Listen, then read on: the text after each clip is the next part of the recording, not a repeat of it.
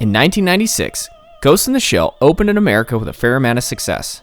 Directed by Mamoru Oshii and animated by Production IG, the movie loosely follows the original manga created by Masamune Shirow. The story revolves around the absolute bombshell of a gal, Motoko Kunisagi, a major of an anti-terrorist cybersecurity agency in Japan called Section 9. After some tactical espionage action, she and her other cyberpunk pals start the hunt for an elite hacker who threatens the future of all fully augmented people called the Puppet Master. The plot takes a couple of twists and turns, which culminates in the ultimate question of, if consciousness can be replicated and stored on artificial brains, how can we truly classify humanity? With its slick action, top-notch animation, and super futuristic setting, most people saw this as a breath of fresh air. While there was some skepticism with anime in the market before the early 90s, media like Ghost in the Shell, aka GITS, had even the most hard-to-please critics enjoying the style of Japanese sci-fi animation. To many movie buffs at the time, like Siskel and Ebert, this was the seminal piece of media that declared, animation isn't just for kids, we can make stuff targeted to the cool, R-rated crowd. GITS went on to inspire the futuristic high-tech fantasy worlds of other films such as The Matrix and Avatar. It's impossible to truly state how influential this movie was to entertainment in the early 90s without experiencing it firsthand. Essentially, production companies started to explore not only tough philosophical themes, but started making their worlds moody and dark. However, I don't think the original Ghost in the Shell movie is perfect. In my opinion, there's some fundamental issues with the story that leaves the pacing seem inconsistent, along with the overall narrative being unrefined. I think analyzing things isn't just about praising the positive qualities of something you love. Particularly with movies, I'm a firm believer in that to truly appreciate the elements that are done well, it's equally important to acknowledge the flaws and discuss how it could be improved so that you don't stumble into the same pitfalls with creative projects. GITS, like most anime from that time, suffers from telling the audience all the major plot points and thematic crises rather than showing things in a naturally clever way. In it, the characters almost feel compelled to talk about all the political intrigue, which introduces the new ticking time bomb that moves the story forward. After that, one of the Section 9 members ends up commenting on the technical details of the device they're implementing, or how their own cybernetics are fighting against them. Finally, when that's all out of the way, they'll sit down for a second to catch their breath, where a back and forth conversation starts about the morality of using advanced AI. Don't get me wrong here. It's not necessarily that I don't appreciate the writers making sure I'm not lost in this wonderfully intricate world of Newport City, but it certainly doesn't follow the conventions of a story-driven movie, and to me, make the overall viewing experience seem unsatisfying.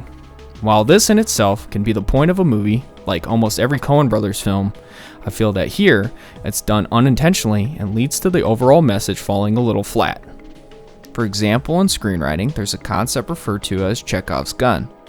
The idea being, if a loaded gun is featured in the beginning, then it should be fired before the end of the story as a necessary plot element. Breaking this idea down even further, if a writer prominently features something, then there must be a reason for it and will most likely show up to resolve an issue later on.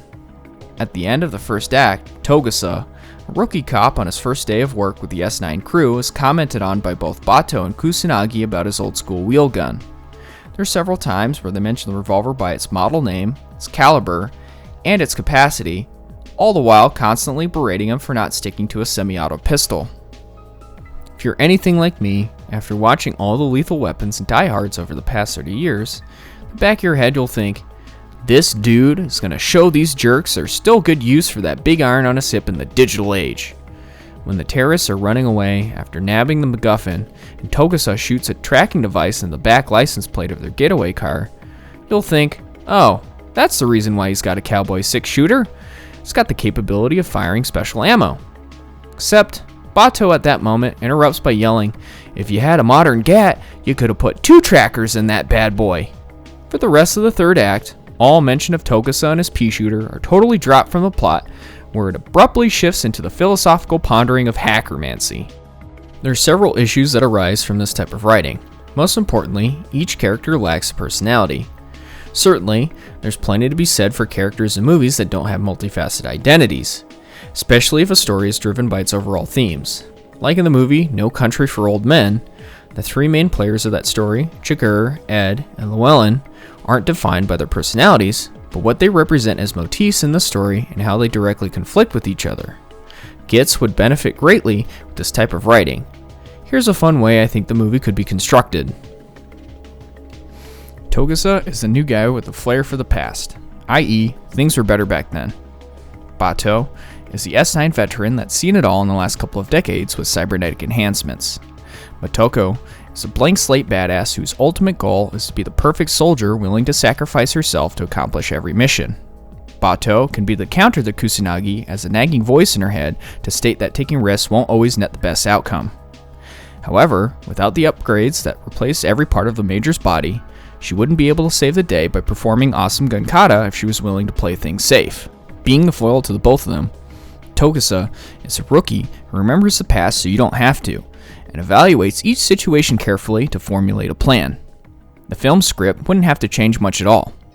I feel that, with some revisions to the dialogue, along with a few tweaks to a couple of scenes, all of the existential themes would have more of an impact, at the same time retaining the core elements that already make the viewing experience fantastic. How GITS was released leaves the characters without any moral foundation and are somewhat interchangeable.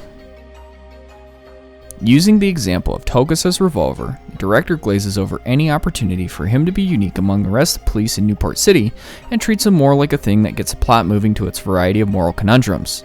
The Major is essentially a sexy action girl that the film centers amazing fight sequences around, while Bato, or the Chief every now and again, just talk about S9 struggles. This structure ends up enhancing the lethargic pacing of the film, because now instead of latching onto any clearly defined motivations of the characters, the filmmakers instead have to set up each plot point as if it were a DM describing a new Dungeons & Dragons campaign. I'm imagining what this type of storytelling would be like in a Clear and Present Danger or Air Force One sort of movie. Harrison Ford, just after defeating the bad guys in a heart-pounding shootout, ducks into a safe hiding spot to collect himself and assess the threat.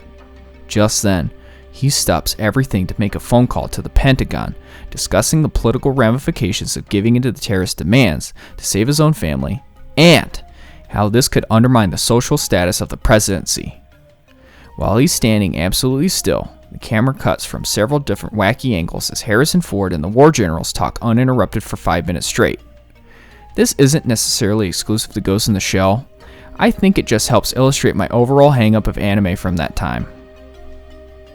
Many of the Japanese directors from the 80s and 90s borrow strong inspiration from classic Hollywood action movies. However, they tend to emphasize style rather than establishing a solid vein of substance. GITS for me kind of falls into this category and feel that it's just a hair short from being a flawless masterpiece. With that being said, I still love this film. I think the awkward storytelling adds a bit of charm to the movie and makes it unique. One of the most successful aspects of Ghost in the Shell is that it does a fantastic job of fully immersing you in a super intricate and vibrant world. Since the presentation is so well constructed, I sort of just turn my brain off and say screw it to all the writing faux pas. Every now and again, it's nice to watch something well made that doesn't follow the standard Hollywood movie structure. I need to be reminded that when a team of highly motivated people make a movie they really care about, it's kind of fun just to buckle up and see where the ride takes you.